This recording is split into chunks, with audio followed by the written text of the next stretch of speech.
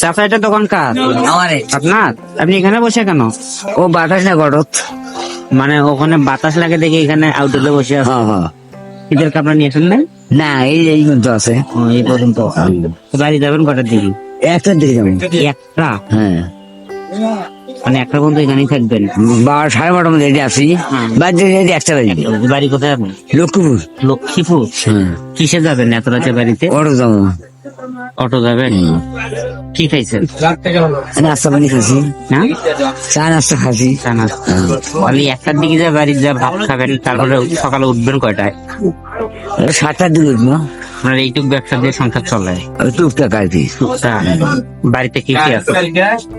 বাইরে সকাল টকাল পালি, বাসু গরু আছে, আমি ব্যবসা করি। মানে আমি বললাম বাড়িতে কে কে আছে? বাড়ির হ্যাঁ হ্যাঁ। নাতি আছে 3টে, আমার বাবা বাড়ি এলি আছে, আমি আছি 5 জন আছি। 5 জন? মানে যে নাতিগুলো ওগুলো আপনার মেয়ের বাচ্চা আপনার কাছে থাকে? বেটির বাচ্চা, বেটার বাচ্চা। কোথায় আপনার মেয়ে কোথায় থাকে? বাইরে থাকে স্বামীর বাড়ি। স্বামীর বাড়ি। সে যেহেতু আপনার ঠান্ডা লাগতেছে, বুঝছেন, ওখানে বসতেছেন না, আমি যদি আপনাকে একটা কম্বল দিই তাহলে ওখানে বসে ব্যবসা করতে পারবেন? হ্যাঁ, ডেলিভারি পাবো। আমি একটা আপনার কম্বল দিচ্ছি, হুম। কম্বলটা মুড়ন দিয়ে ওখানে বসবেন, তাহলে আর বাতাস লাগবে না। আচ্ছা, ঠিক আছে।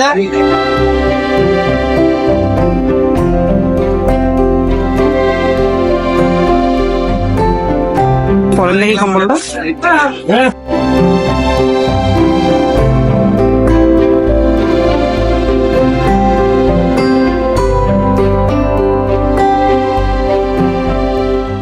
আসেন, বসেন।